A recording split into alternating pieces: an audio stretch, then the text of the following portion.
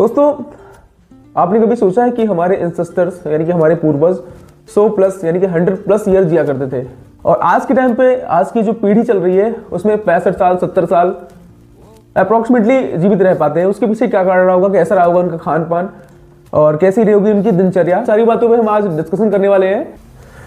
नमस्कार दोस्तों, स्वागत है हमारे नए पॉडकास्ट में। दोस्तों, 100 साल प्लस निरोगी होकर जिया करते थे और उनको मेडिसिन लेने की मुझे नहीं लगता कि आवश्यकता होती थी, या होती भी थी तो उस टाइप पे क्या रहा होगा जो उनकी हेल्प करता रहा होगा, उनके इलाज में, उनके ट्रीटमेंट में कैसे जो है उपयोगी रहता होगा, या उनके देसी नुस्खे हुआ करते थे या कोई वैद्य हुआ करता था। तो दोस्तों, ऐसे हम बात करने वाले हैं आयुर्वेदा की। हमारे जीवन में आयुर्वेदा का कितना महत्व है और अभी तक आयुर्वेदा कितना हमारे जीवन में प्रभावी रहा है, कितना ज़्यादा इंपॉर्टेंट रहा है, हम सारा डिस्कशन आज करने वाले हैं। हमारे साथ एक ऐसे मेहमान हैं जो पिछले 10 सालों से आयुर्वेदा की प्रैक्टिस कर रहे हैं। आयुर्वेद जगत में एक बहुत बड़ा माना जाना नाम है। हमारे साथ हैं पंकज गुरुजी। नमस्कार गुरुजी, स्वागत है हमारे पॉडकास्ट में आपका। नमस्कार। और आपके चैनल के माध्यम से लोगों को जागरूक करने का मौका मिलेगा, इसके लिए बहुत बहुत धन्यवाद। आपका भी धन्यवाद। गुरुजी, सबसे पहले पहला क्वेश्चन आपसे ये है, लोगों का भी क्वेश्चन है और मेरा भी क्वेश्चन है ये, कि आयुर्वेदा बहुत स्लो काम करता है एज कम्पेयर टू केमिकल वाली जो दवाएं, अंग्रेजी दवाएं होती हैं या अन्य दवाएं होती हैं, उसके मुकाबले आयुर्वेदा बहुत स्लो काम करता है। क्या ये सच है? आप भी मानते हैं कि ये स्लो काम करता है? नहीं, ये बिल्कुल गलत है, ऐसा कुछ भी नहीं है। और लोगों को भ्रमित किया गया है, हमारे जो देश है पूरे देशवासियों को ये भ्रमित किया गया है कि ये स्लो काम करता है, जबकि जहाँ तक रिसर्च कहती है उसके मुताबिक अगर देखा इसमें जो है कुछ नियम बताए गए हैं। अगर जो उस नियम के साथ दवाइयाँ दी जाती हैं, है ना, मेडिसिन जो है, इसमें ये मान के चलिए कि ऑर्गेनिक टोटल होता है, प्योर ऑर्गेनिक, है ना। तो इसमें कोई ऐसा सवाल ही नहीं उठता कि ये फ़ायदा नहीं कर रहा है या फ़ायदा बहुत स्लो करता है। ये आप मान के चलिए फ़ायदा बहुत फास्टेट करता है और बहुत, ये समझ लीजिए जितनी जल्दी केमिकल वाली जो दवाइयाँ हैं, अंग्रेजी दवाइयाँ, वो काम नहीं करेंगी उतनी जल्दी ये काम करता है। नहीं, ठीक है, चलिए, मान लीजिए आपकी दवाएं फ़ायदा कर रही है, आपकी दवाई इन द सेंस आयुर्वेदा के माध्यम से इलाज करवाते हैं, वो फ़ायदा करता है, लेकिन इंस्टेंट अभी जो बताया आपने, मान लीजिए इंस्टेंट बेनिफिट हमें मिल रहा है, ठीक है, तो हमारी बॉडी के लिए, हमारी जो बॉडी का स्ट्रक्चर है, हमारी बॉडी की संरचना जिस हिसाब से की गई है, उस हिसाब से केमिकल दवाएं हमारे लिए बेस्ट है या आयुर्वेदा बेस्ट है?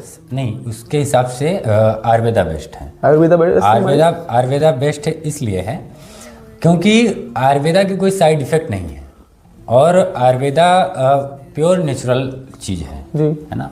उसके ऐसा नहीं कि आप जैसे डायबिटीज़ का दवा कर रहे हैं तो डायबिटीज़ का दवा करते करते आपका किडनी खराब हो जा रहा है। आज की जो मेन समस्या है, आपने देखा होगा कि डायबिटीज़ की जो दवाइयाँ इंसान लेना एक बार स्टार्ट कर दिया तो उसको लेते लेते जैसे महीने 6 महीने साल भर वो लेता है लगातार, तो आपने देखा होगा अमूमन किडनी उसका खराब होने लगता है और किसी किसी का लीवर खराब होने लगता है।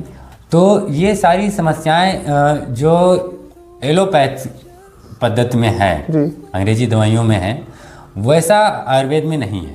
Ayurveda this is pure natural, इसमें कोई साइड इफेक्ट नहीं है, जीरो साइड इफेक्ट। हाँ, जीरो साइड इफेक्ट है और उससे कई गुना ताकतवर अंग्रेजी दवा से और फायदेमंद और सबसे आसान। लोगों का खान पान कैसे होना चाहिए? खान पान देखिए, आज के टाइम में जो लाइफ स्टाइल है हमारा वो बहुत विचलित हो चुका है। यानी कि ये कहिए कि पूरा का पूरा सिस्टम हिल चुका है ना, जो दिनचर्या है। और इसका एक मुख्य कारण है हमारा जो रहन सहन है ना। तो रहन सहन में बहुत बड़ा परिवर्तन हो चुका है आज के टाइम में।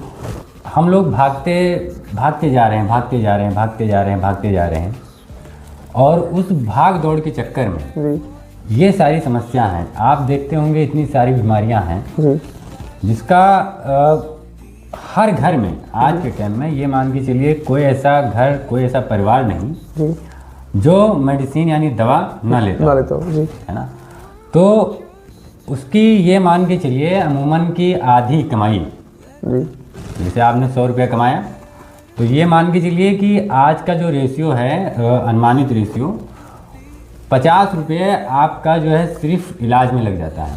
चाहे आपका इलाज खुद का हो या आपके बीवी बच्चों का हो या आपके माता पिता का हो या आपके भाई बहन का हो। तो ये एक बहुत बड़ा मुख्य कारण है। तो वही मैं जानना चाह रहा हूँ कि अभी आज के टाइम पे लोग अर्न कर रहे हैं, पैसा कमा रहे हैं, ठीक है, लेकिन पहले भी तो हो रहा था। क्या पहले बीमारी नहीं थी ऐसा? नहीं, ऐसा बीमारी इतनी बीमारियां नहीं थी। जैसे इतनी बीमारियां नहीं थी जितनी आज हैं। जैसे आज ये मान के चलिए कि अगर जो तुरंत बच्चा पैदा हुआ है ना जी, उसको भी बीमारी है, वो भी जो है तुरंत आईसीयू, वेंटिलेटर, उसको भी जरूरत पड़ता है। सोचिए कि इस लेवल तक बीमारी घर घर में पहुंच चुकी है। नहीं तो ऐसा भी तो हो सकता है कि पहले सुविधाएं नहीं थी, लैब्स नहीं थे और बहुत सारे डायग्नोस्टिक सेंटर नहीं थे। ऐसा नहीं है, लोग बीमार ही नहीं होते थे। लोग 100 साल तक बीमार ही नहीं होते थे, बीमार ही नहीं होते थे। और उसका मुख्य कारण था सिर्फ और सिर्फ लाइफ स्टाइल, दिनचर्या, हमारा जो है दिनचर्या है ना, और खान पान। तो खान पान में ये समझ लीजिए कि 2 चीज़ें इंसान को स्वस्थ रहने के लिए अभी प्रेजेंट टाइम में 2 चीज़ें बहुत ज़रूरी हैं। एक तो हमारा खान पान और दूसरा हमारा दिनचर्या, लाइफ स्टाइल, जो हम उठने बैठने का, सोने का, खान पान का जो समय है वो हम भूलते जा रहे हैं, है ना। मान लीजिए किसी को बुखार है, उसके लिए क्या घरेलू उपचार हो सकते हैं? देखिए, बुखार में बहुत सिंपल सा बात है। सबसे पहले तो बुखार को ख़त्म करने की आप कोशिश ही ना करें। अगर जो परमानेंट बुखार नहीं है, मौसमी बुखार है या टेम्परेरी बुखार है, तो वो कहीं ना कहीं शरीर को फ़ायदा ही देगा। अगर जो बुखार ज़्यादा दिन लंबे समय से है तो औषधि लेने की ज़रूरत होती है। और औषधि में क्या है कि जैसे आप चिरैता ले लीजिए, मात्र 10-5 रुपए की किसी पंसारी की दुकान पे जाके, किराने की दुकान पे जाके चिरैता ले लीजिए, तो 20 से 30 ml एक टाइम में आपको 20 से 30 ml आपको गिलोय मिल जाए। गुर्च हो गया, गुर्च का नाम सुना होगा, नीम का गुर्च जिसको अच्छा ओके। उसी तो ये कहाँ पे अवेलेबल होंगे? नॉर्मल दुकानों पे होंगे अवेलेबल? नहीं, गांव इंटीरियर में, गांव में हमारे जो है नींबू पे चढ़े होते हैं, जिसको आप बंवर भी कह सकते हैं, लेकिन वो बंवर होता है नीम का। अच्छा ओके, वो जो पेड़ में निकले होते हैं लिक्विड टाइप के होते हैं ना? नहीं, लिक्विड नहीं, वो रस्सी टाइप के। अच्छा ओके, हाँ, उसको हम बौर बोलते हैं। हाँ, उसको हम गुर्च बोलते हैं, गांव देहात में गुर्च बोला जाता है। तो उसका काढ़ा आप बना के पी सकते हैं। तो ये बुखार खत्म करने का सबसे आसान तरीका है। दूसरा, नींबू का रस 1 चम्मच और 1 चम्मच शहद मिला के खाने से खांसी जुकाम में बहुत आराम मिलता है। हमें ये मार्केट वाली शहद होती है, इसको इस्तेमाल कर सकते हैं? नहीं, हाँ, मार्केट वाली तो बिल्कुल नहीं। जैसे मार्केट वाली शहद में क्या है, वो आप अगर जो लेते हैं तो सही होने के बजाय हो सकता है बीमार भी हो जाए। तो इसलिए देसी शहद हो, घर की शहद हो। ओके गुरुजी, किसी के पेट में गैस हो, कब्ज हो या जलन हो, तो उस कंडीशन में क्या करना चाहिए? घरेलू उपाय है, जैसे मान लीजिए कोई डॉक्टर या कोई परामर्श वाले व्यक्ति, यानी कि कोई भी वैद्य वगैरह या कोई भी व्यक्ति है, तो वो ट्रीटमेंट नहीं ले सकता, कहीं नहीं पहुंच सकता जैसे, तो कोई घरेलू उपाय बताइए जो घर बैठे उसका उपचार हो सके। देखिए, सबसे पहले तो जिसको कब्ज गैस की समस्या है, तो ये ध्यान रखना पड़ेगा कि उसको किस मौसम में हो रहा है ना। मौसम का भी प्रभाव होता है, क्योंकि हमारा पूरा शरीर वात, पित्त, कफ 3 त्रिदोष से बना हुआ है। इस चीज को समझना होगा। तो अगर जो तीनों वात, पित्त, कफ तीनों संतुलित में हैं, तो कोई बीमारी नहीं आएगी, गैस, कब्ज ये सब नहीं होगा, या अमूमन बहुत सारी बीमारियां नहीं आएंगी। तो ये तीनों असंतुलित, वात, पित्त, कफ तीनों असंतुलित होने के वजह से ये सारी बीमारियां आती हैं।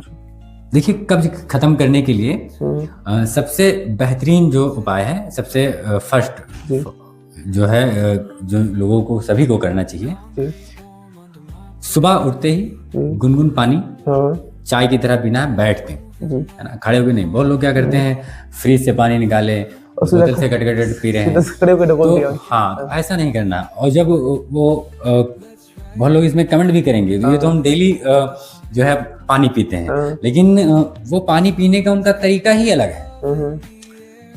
बोतल से पी लेंगे, खड़े होके पी लेंगे, है ना, वो सब ऐसा कुछ नहीं करना है।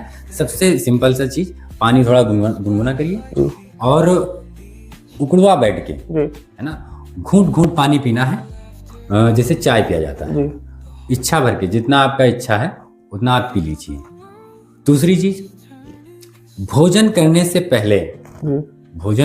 पहले थोड़ा अगर जो पका पपीता है वो ले लीजिए, और पका पपीता नहीं अवेलेबल है तो आप कोई भी सैलेड ले लीजिए। मान के चलिए कि 250 से 300 ग्राम, चाहे वो पपीता पका हो या सैलेड हो, भोजन करने से पहले आपको ले लेना है। पानी उसके साथ में नहीं पीना है। पहले सैलेड या पपीता ले लिया, फिर उसके बाद भोजन कर लेना है। उसके बाद जितना भूख बचे उतना भोजन कर लेना है। तो ये मान के चलिए कि, और पानी नहीं पीना है, उसके साथ में पानी नहीं पीना है। तो ये मान के चलिए कब्ज और गैस में बहुत लाभ मिलेगा, लोगों को बहुत राहत मिलेगी। कि लोग क्या करते हैं, खाना खाने के साथ साथ पानी पी लेते हैं। हाँ है, ये देखा। तो क्या है कि वो जो हमारी अग्नि जठर होती है वो बुझ जाती है। जब भी कोई भोजन करे तो पानी मान के लिए कम से कम 30 से 40 मिनट के बाद ही पीना चाहिए। अब अगर जो भोजन कर रहा है तो साथ में तरल पदार्थ भी लेना जरूरी है। तरल पदार्थ भी जैसे ये नियम है, आयुर्वेद के नियम है ये। अगर जो ले रहा है तो उसको लेना चाहिए। जैसे बहुत लोग कहते हैं ना कि हिचकी आने लगती है, गला बैठने लगता है, या हम जो है ऐसे खाना नहीं खा पाते हैं, है ना। उनके लिए क्या है, उनके लिए भी नियम है। उनके लिए क्या नियम है कि जैसे आप अगर सुबह का भोजन कर रहे हैं तो आप कोई भी सीजनी जूस ले सकते हैं। अगर जो आप दोपहर का भोजन कर रहे हैं तो आप छाछ ले सकते हैं। दही नहीं, छाछ। दही में और छाछ में फर्क है। ये गर्मी में ले सकते हैं। और छाछ अगर चाहें आप तो ठंडी में भी लिया जा सकता है। छाछ एक अलग है और दही अलग है। अच्छा, ये ध्यान रखिए। और शाम को अगर जो भोजन करते हैं तो शाम को दूध लेना चाहिए। शाम के भोजन के साथ में दूध ले लीजिए। और पानी तो बिल्कुल नहीं लेना चाहिए। हाँ, पानी भोजन के साथ में नहीं लेना चाहिए। जो आयुर्वेद की माने तो शाम का जो भोजन है, यानी रात्रि का भोजन जो आप बोलते हैं, हम तो नहीं बोलेंगे, उसको हम शाम का भोजन बोलते हैं। आयुर्वेद में का जो नियम है, डिनर, हाँ, जिसको आप डिनर कहते हैं। तो लेकिन आयुर्वेद का नियम है कि वो डिनर नहीं हो, शाम का भोजन हो। तो सूरज ढलने से पहले ये कोशिश करिए, हर व्यक्ति को कोशिश करना चाहिए कि सूरज ढलने से पहले रात्रि का भोजन कर लेना चाहिए। जी।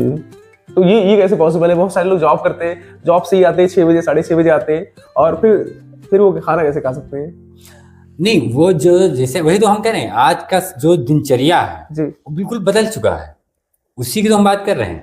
देखिए, पहले हम जाते हैं, पहले अगर जो समय में हम चले गए, यानी कि पहले के समय में जो देखा जाए तो लाइटें नहीं थी, इतनी चकाचौंध नहीं था, और लोग अमूमन सूरज के बदौलत ही सारा काम कर ले। सूरज ढलते ढलते उनका पूरा काम स्थगित हो जाता था। इसीलिए 200 साल प्लस जीते थे। नहीं, ठीक है। तो आज के टाइम पे आज के युवाओं को क्या करना चाहिए? क्योंकि आज के टाइम को कैसे करता है कि वो तो पहले क्या हो गया, हमारे पास इतनी सारी टेक्नोलॉजीज है, हमारे पास जॉब्स वगैरह है, हमारे पास में बहुत सारे वर्कलोड्स होते हैं, जिसमें हम शाम अब जो है 6 बजे 6:30 बजे 7 बजे तक हम फ्री होते हैं, और 8 बजे तक हम फ्री होते हैं समटाइम। तो उसके हिसाब से खाने की प्रक्रिया क्या होना चाहिए आज के टाइम को देखते हुए? देखिए, अगर जो आप जॉब कर नौकरी पेशा है, कोई भी व्यक्ति है, आज के टाइम में सूरज ढलने से पहले तो कोई नहीं खा पाएगा, है ना। लेकिन खा भी सकते हैं, बहुत से लोग खाते हैं, ऐसा नहीं कि नहीं खाते हैं, लेकिन अमूमन लोग नहीं खा पाएंगे। तो उसके लिए क्या है, वो अगर जो 8 बजे 9 बजे भी खाते हैं तो भी चल जाएगा। ऐसा नहीं है, जैसे कि आपने 10 गलतियां किया है ना, आपने अपने जीवन में 10 गलतियां किया है, तो उसको कोई नहीं माफ करेगा। अगर जो आपने लाइफ में 1-2 गलती कर लिया तो उसको कहते हैं भगवान भी माफ कर देता है। तो इसी तरह हमारा शरीर है, अगर जो पूरे दिन भर में और 1-2 गलती आप कर लेते हैं तो हमारा शरीर उसको इग्नोर कर देता है। हमारा जो है शरीर उसको इग्नोर कर देगा। लेकिन अगर आप सुबह से लेकर शाम तक सारी चीजें A to Z गलत ही गलत कर रहे हैं, गलत ही गलत कर रहे हैं, गलत ही गलत कर रहे हैं, तो इसीलिए हमारा शरीर भी जवाब दे देता है और वो माफ नहीं करता। वो माफ ना करने की वजह से इतनी सारी बीमारियां आज के टाइम में समाज में हर घर में हर व्यक्ति को हो रही हैं। जी जी जी कि किसी को सर्दी खांसी जुकाम होता है, राइट, तो घर में घरेलू उपचार क्या है आयुर्वेद के हिसाब से? आपके हिसाब से कोई घरेलू उपचार भी होते हैं उसके घर में, ऐसी चीजें अवेलेबल हो पाती है जिससे वो अपना इलाज खुद से कर सके? जी बिल्कुल। जैसे कि अगर जो सर्दी जुकाम खांसी हो रहा है तो इसके घरेलू उपचार बहुत सारे हैं। जैसे कि अदरक हो गया और सेंधा नमक ले लीजिए और काली मिर्च ले लीजिए और तुलसी का पत्ता हो गया, थोड़ा सा दालचीनी का लकड़ी आपने ले लिया, इसका एक मिक्स काढ़ा बनाते हैं। तो अब मिक्स काढ़ा बनाएंगे और उसमें 1 चम्मच, काढ़ा बनाने के बाद 1 चम्मच नींबू का रस डाल देते हैं। ओके। तो सुबह आधा कप और दोपहर को आधा कप और शाम को आधा कप अगर जो कोई व्यक्ति लेता है तो ये मान के चलिए बहुत आराम उसको मिलेगा, बहुत ज्यादा आराम।